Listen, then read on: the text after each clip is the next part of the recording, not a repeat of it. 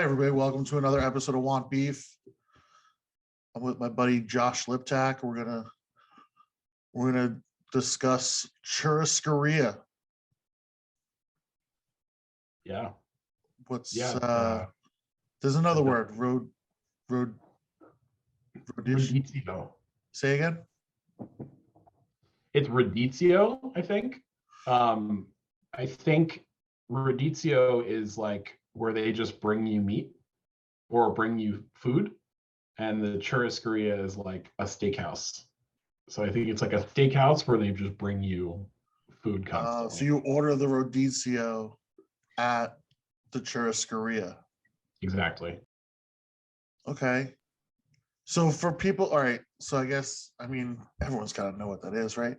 Brazilian steakhouse or Portuguese steakhouse, just like they put the thing on the table. It's like usually like got a red and a green. It's either like a coaster or like a little wood block. And you just flip it to green or flip it to red to like stop. And they just bring you meats. It's honestly the best. Although I don't think that I've ever been anywhere specifically that does the blocks.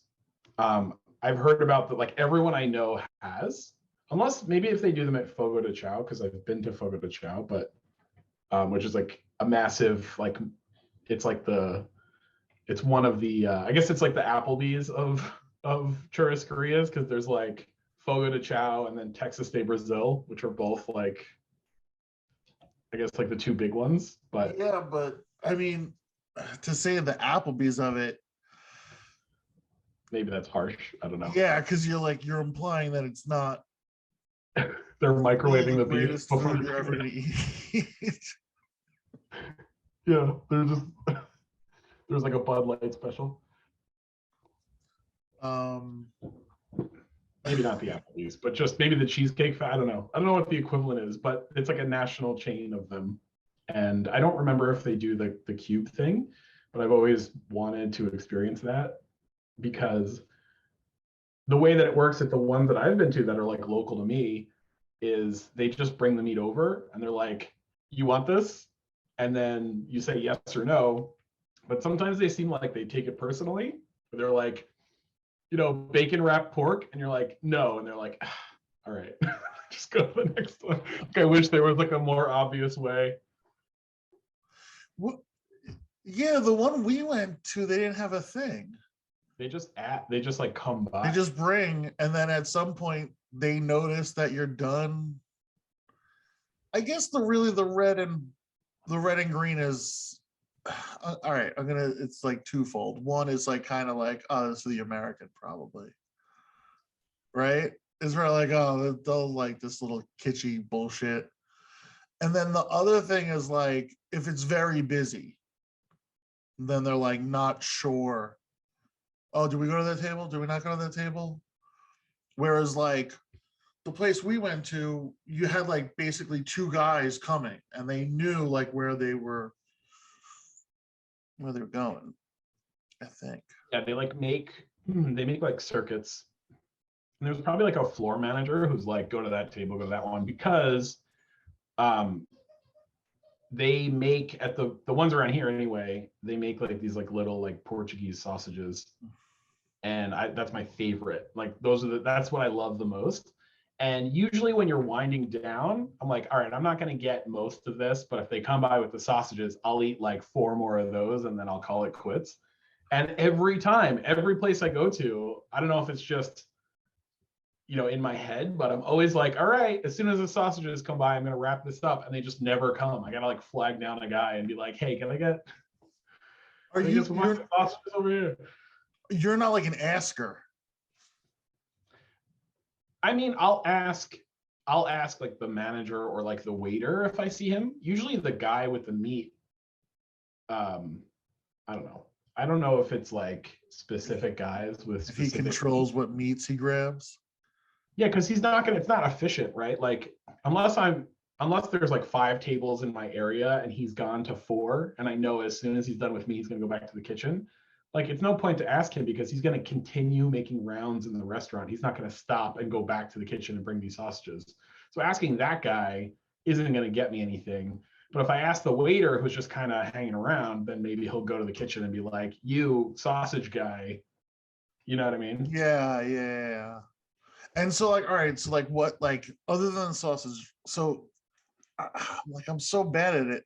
It's always a bacon wrapped something, like a bacon wrapped piece of turkey or something weird. Yeah. And then Bacon there's wrapped turkey. go ahead.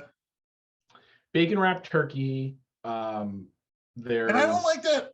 I don't like that because the bacon and the turkey are never cooked correct. You know what I mean? Like if you, that's why I never understood bacon wrapped scallops. Because the scallop sears so quickly and bacon takes forever to get to a point where I'm enjoying it. yeah. It's funny because there's got to be some sort of like Venn diagram between people who go to eat unlimited meat and people who like bacon everything. And like I feel like I'm the outlier where I'm totally down for unlimited meat, you know what I mean? But like I like bacon a lot, but I don't like bacon on everything. Bacon's not like my go-to. Some people treat bacon like hot sauce, where like they literally will put it in or on everything, and I am not that guy. Also, I like things cooked in bacon, like fat maybe, Yeah, but like bacon I don't fat. need it to. I don't need a big piece of bacon on it. Also, not hate. All right, hate. I hate pork belly. Oh, really? Yeah, just Huh. grosses me out. I think I've had good pork belly, but it can be gross. And I think it's sort of in that same region of bacon where it's like an easy win for people. They're like, if we put pork belly in this thing, people are going to be like, wow, that's a crazy thing. But it's not. Like it has to be specific. Like it has to be good. Like you can't just be like, what's on the menu tonight? Fried rice? No one's gonna want that. Oh, pork belly fried rice, you know? Like, let's zip it up. Let's chop up some fucking whatever. The secret ingredient that will make people look at it and be like, I want that thing. No, it's a pork belly for. Pork belly is totally a gimmick. In the same way that bacon on everything is a gimmick. Like it might be good. There might be people who like it. Get your bacon off my fucking donut. I'm not interested in bacon on my donut. Get the fuck out of here. Agreed. Like, Also, like it's always applewood smoked. Really? yeah. Always? Always? Yep. Can't be always. Oh my god, that's such a good point. I never even thought about that, but it's totally. It's always applewood smoked bacon. I was like, I don't even know if there's enough apple trees to make all this applewood smoked bacon. At the rate you guys are smoking applewood for bacon, we're out of apples.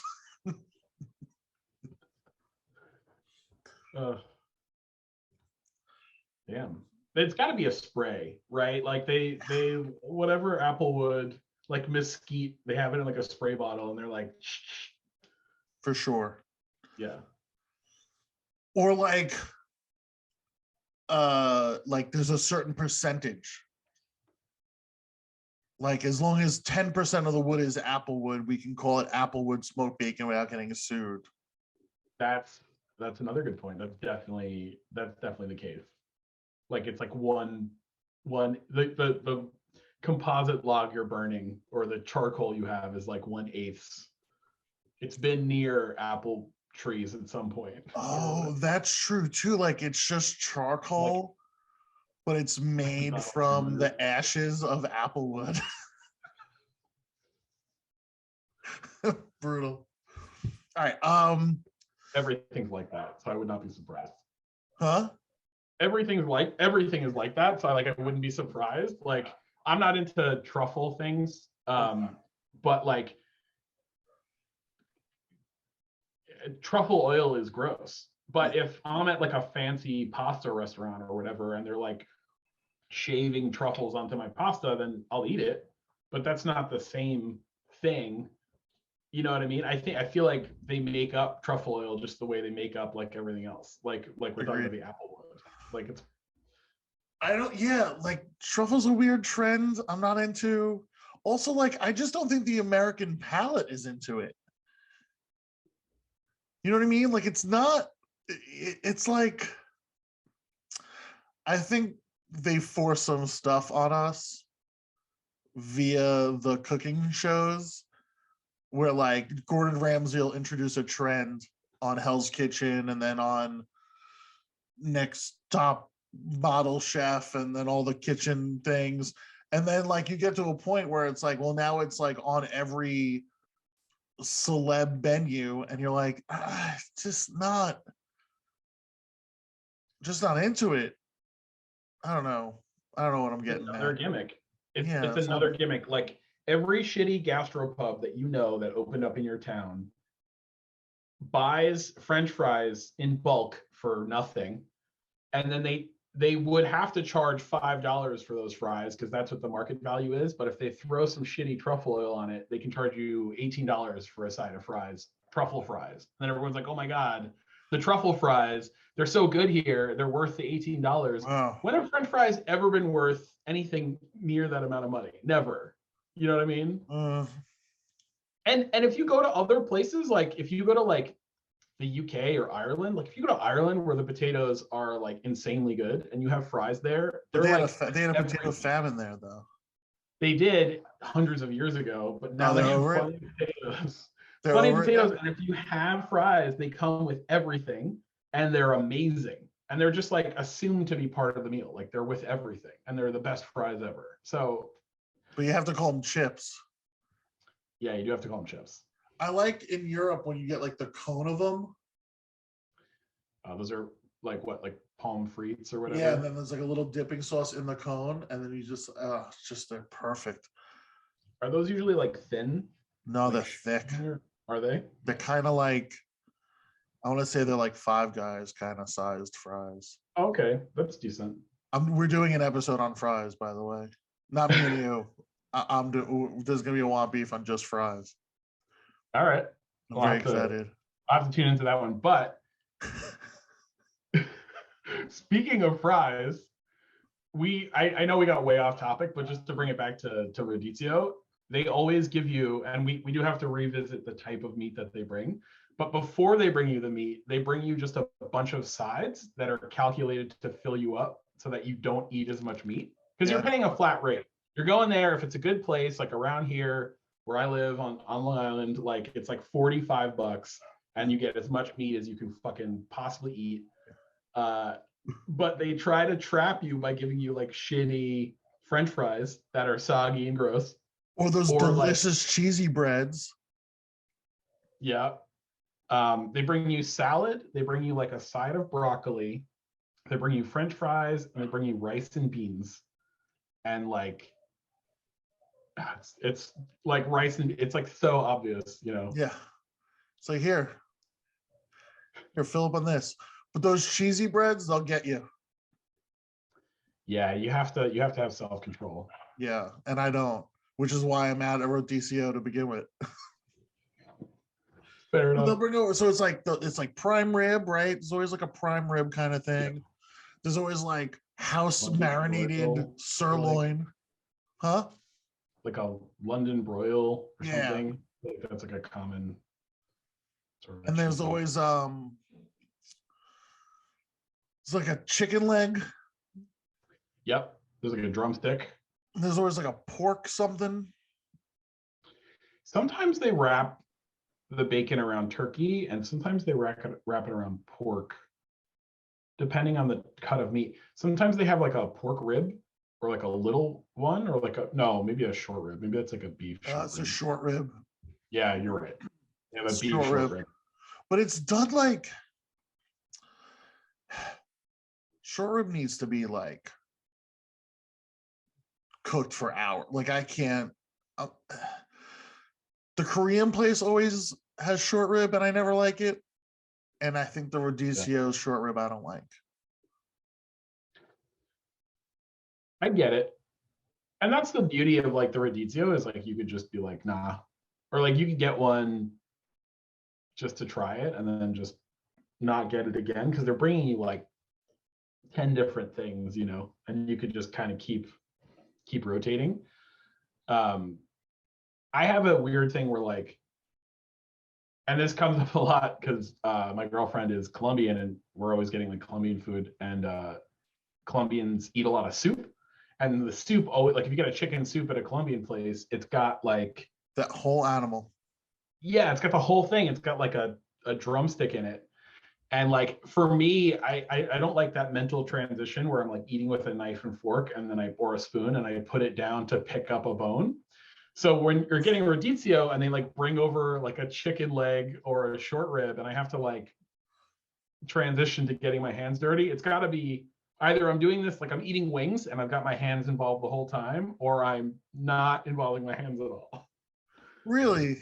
That's interesting because I can switch when it comes to wings. I can switch back and forth. Can you? Yeah. Although, like, if they're like saucy wings, then I can't because then my hands are like all gross. You know what I'm saying? Yeah. I mean, that's primarily what I'm talking about, but I personally don't like, I feel like anytime I'm touching the food with my hands to like break it apart, then I'm going to have that, like, I'm going to get my fork all greasy and I'll do it. I'm not like a snob, but like, I don't like that transition of doing that. Like, I don't want to put down my knife and fork and eat a short rib. If the meat's like falling off the bone and I can slice it off or whatever, that's easier. Yeah, but that's never there. It's not. No. You're right. And the chicken's good because like roasted chicken's always good, and they have this like hot oil. Like if you ask them for hot sauce, they give you this like spicy oil that you can put on the chicken, and it's fucking awesome. Is there a difference between Portuguese and Brazilian? Have you noticed? Honestly, I don't know. I honestly don't know. I've gone to Portuguese restaurants where like they had RODIZIO, but it wasn't like the primary focus. I don't know if that's a thing because there's a lot of Belmore restaurants. The place in Belmore, is it Belmore? East Carvalho's. Meadow. The place in East Meadow that's on. It's on. What'd you say? It's on like 106 south of Hempstead Turnpike, but north of the Parkway. That's exactly the place I was thinking of actually when I said that's not the focus, because they have it on the menu, but I've been there a couple times and I've never had it. I've been there once and I ordered it.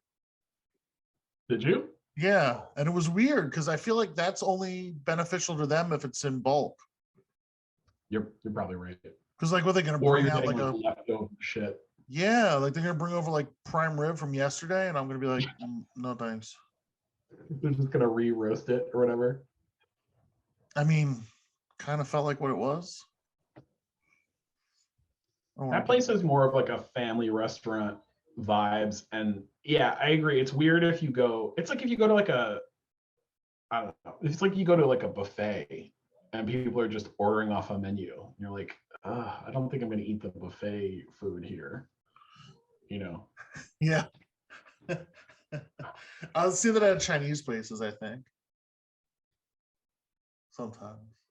Like, can I just order off the menu? I'm like, why are you ordering off the menu? Or sometimes Indian buffet, which I'll still eat the buffet.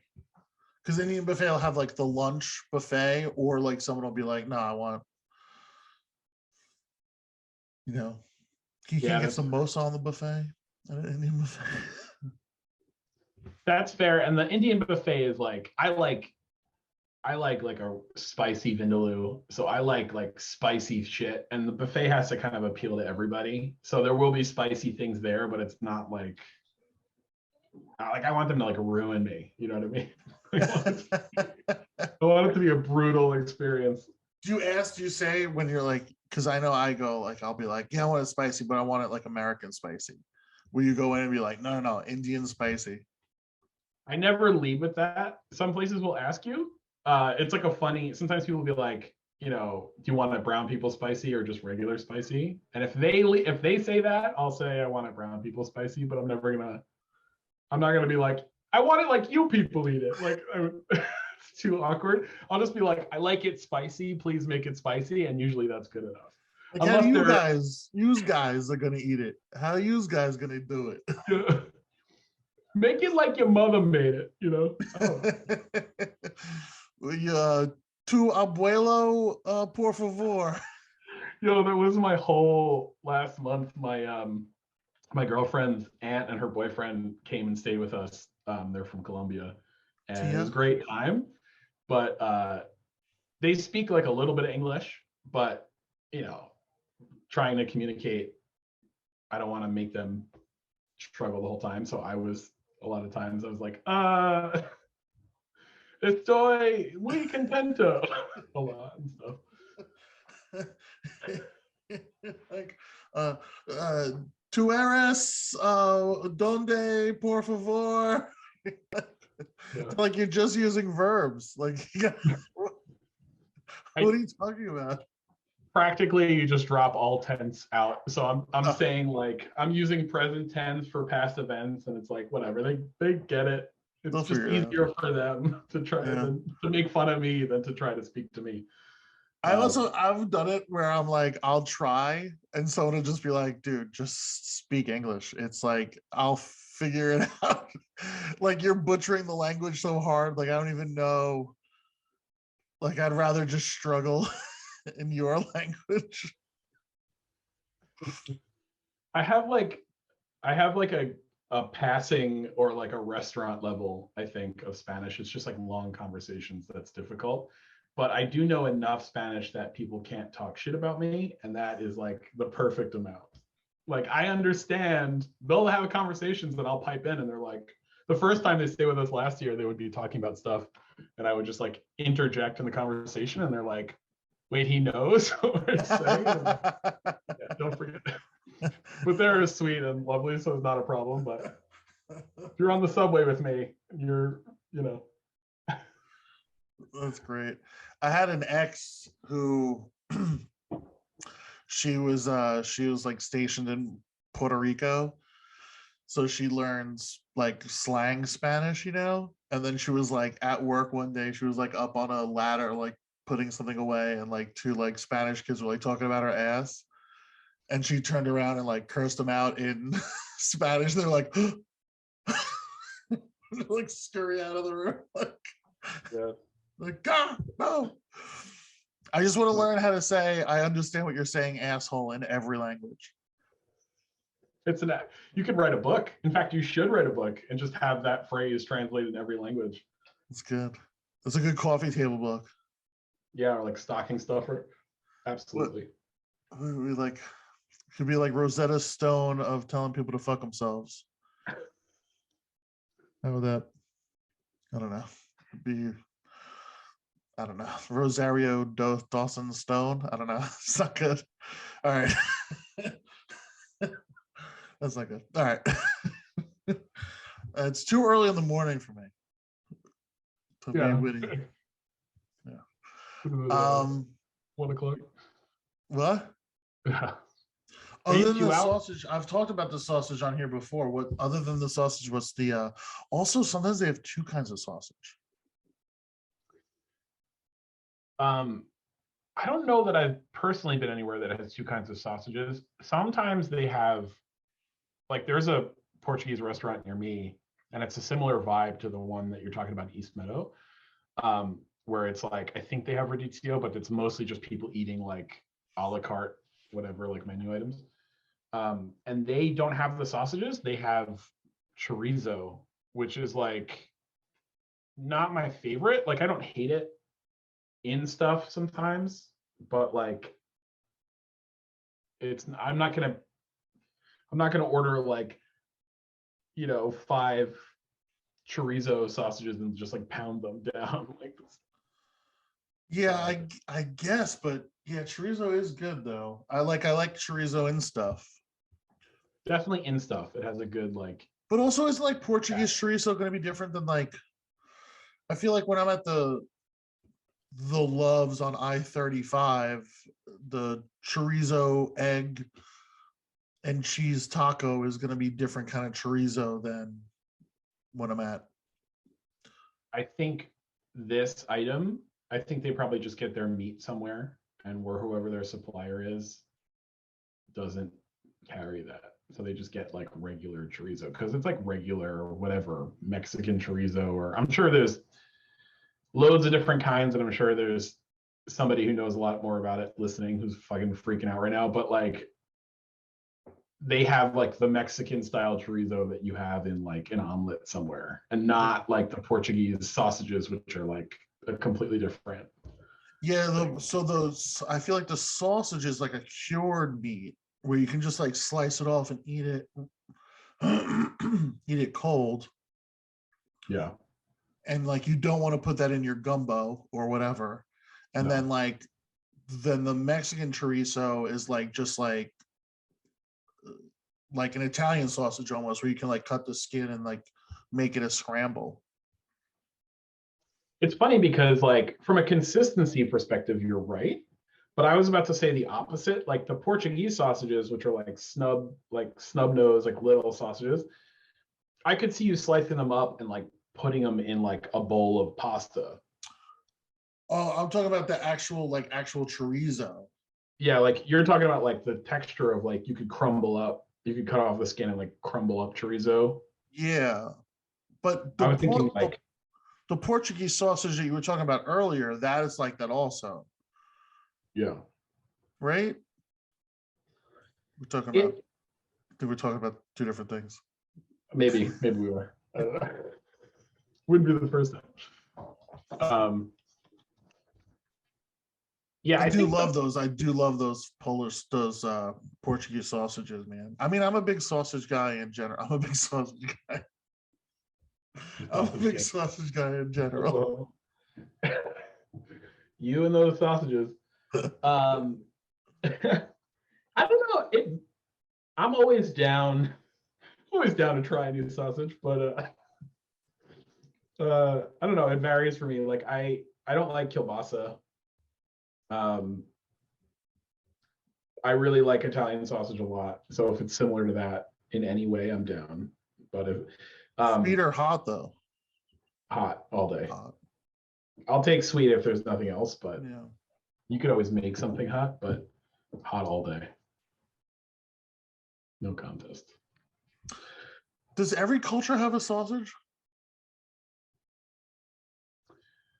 I don't know if I've seen an Indian sausage. Well, a lot of Indian people are vegetarian, like an insane amount.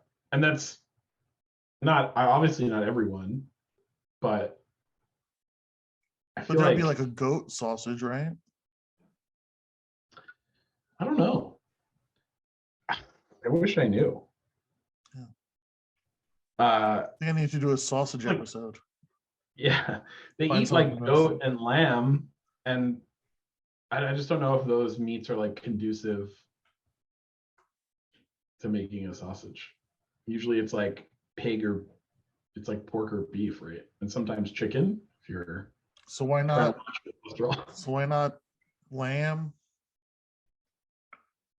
It's got to be a thing. I've just never seen it. Because there's got to be a meat on the lamb that isn't tender to cook that you need to grind. Because I mean that's really where sausage comes from, right?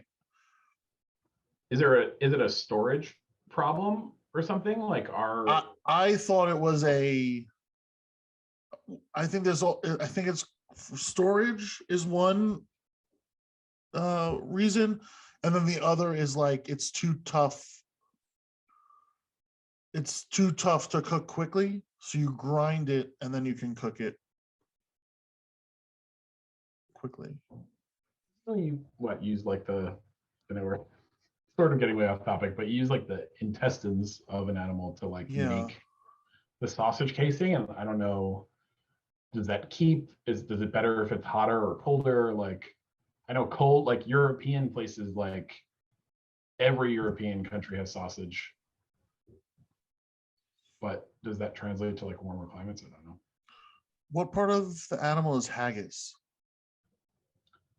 It's the intestine also, I think. And what animal is that? Is that cow? It's sheep, I believe. Sheep's lamb, no?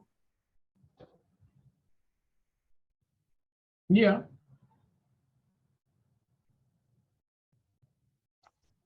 Do we just Yeah, do we just solve global hunger? I think so. I think we solved world hunger just now by making lamb sausage. I think this, Wouldn't be the first time you solved it on this show, that's for sure. yeah.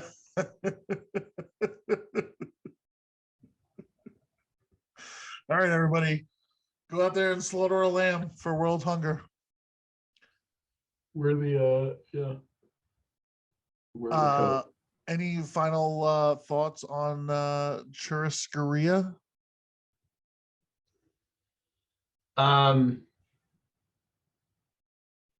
If you're interested in it and your doctor has okayed you to go eat it, I would look to see if there's a Portuguese or Brazilian place near you rather than go to the big boys, because my experience of living near a lot of Portuguese restaurants is like you get RODIZIO for like $45, and if you go to Fogo de Chao, it's like $70 or something, or like $60. It's a lot more money and it's not as good. And they'll And sell you on also, like they'll sell you on like the big buffet style thing too, because like they have like all these salads and all these like pastas and stuff, and it's like, well, am I filling up on that, or am I here for the meat? Like, that's the breadsticks, or like the chips and salsa. Red Lobster chips and salsa, or the Red Lobster rolls when you're getting unlimited shrimp. Like they're just trying to beat you, and you can't fall for that shit. Like never get the salad bar. I like the salad, like the actual salad they bring you. It's like one of the things, right? They bring you French fries and rice and beans and all this other shit. They bring you salad, but it's like iceberg lettuce and onions, and it's basically water. And I personally like salad. I think that salad's good. Like if that's all you're eating, that's not really going to take away from the insane amount of meat you're about to eat. But the salad bar at a Fogo de Chao's got like, I feel like it's like a buffet. There's like pudding for some reason. There's like fucking like shrimp cocktail, Yeah, like mozzarella balls. Yeah. Like, Yeah, there's like a rice balls. Yeah, like what am I doing here? Good, actually. I will say though that the Cheddar Bay biscuits is worth the price of admission at Red Lobster. Like I'd rather not eat a meal there or take my meal to go. So like if they have like unlimited shrimp, then it's like a tough. Then it's like, what do I do? I definitely agree.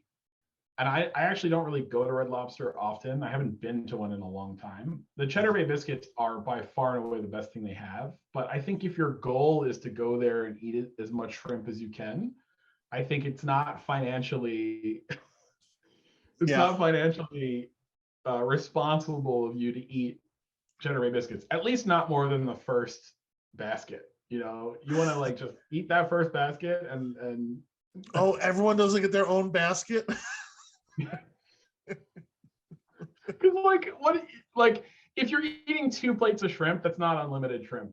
Like it's the same thing like unlimited pancakes at IHOP. Like I'm not eating 2 plates of hash browns because I'm never gonna eat. What am I? I'm gonna eat 2 pancakes. I might as well have just bought the regular. Yeah, the unlimited pancakes is such a like. I'm not getting through the first plate anyway. Yeah, that's probably true. That's true. You gotta like. I think is there like a time limit now? Because otherwise you just pace yourself. I don't think there's a time limit, but I mean, you can't like. Maybe you can. I don't know. I always like rock up with your laptop. Yeah, like I feel like there's like a window for where like they're not edible anymore either too. Like if they bring out a plate, like you got to eat it while it's hot. Yeah. And then they can screw you. They can kibosh you because they can bring out a cold plate of pancakes and you're like, well, I'm not going to eat these pancakes. And they're like, all right, well, then you're done with pancakes. You can't like skip a plate, right? You bring in your own like little heater, your little hot plate, and you like heat them up. Like we gotta warm these up. They could pull the brunch, the bottomless brunch move where the waiter just hides. They're like, oh, your waitress is on break for like 45 minutes. And you're like, yeah. Is that a thing? When you go to bottomless brunch, like at least my experience, I think a lot of, I don't know how, because bottomless brunch is like the draw, but a lot of waiters and waitresses like aren't prepared for like alcoholics to be at their table. So I've been in an experience where I'm like at a table with like 6 people and they'll put my drink down. And by the time they put the last drink down, I'm already like, another one, please. And after a while of that, like the waitress just doesn't come back, because these places are like, as long as you have food on your plate, we'll give you free alcohol. But the moment your food is done, it's over. So you have some fucking half soggy eggs, like, you know, cold eggs on your plate that you're portioning out because you're trying to get another fucking mimosa, and they're like in the back smoking. They're not coming to your table anymore. And it's like, it feels like a calculated move. So you have this little war. And I know brunch is like a whole different one, but there's like a war between you where you're like, I'm not finishing my food until you give me another fucking screwdriver or whatever. I feel like there was at one point we were gonna do I was like, I wanted you to defend brunch to me because I was like, fuck brunch. We might do that then. We might still do that. All right, let's thank you. Yeah, dude. Thanks for doing this. Anything that you plugging anything? You got anything going on? Nothing. Nothing? Got nothing going on. Your wedding? You have a wedding coming up? No. I wish I did. All I'm right. gonna, yeah. We'll see what my appearance fee on this podcast does towards buying a ring. We'll get All right. Well, thank you, Josh. Thanks for watching, everybody. Like, share, subscribe, all the things you do. Join the Patreon if you can't come see me live. All right. Thanks, Josh.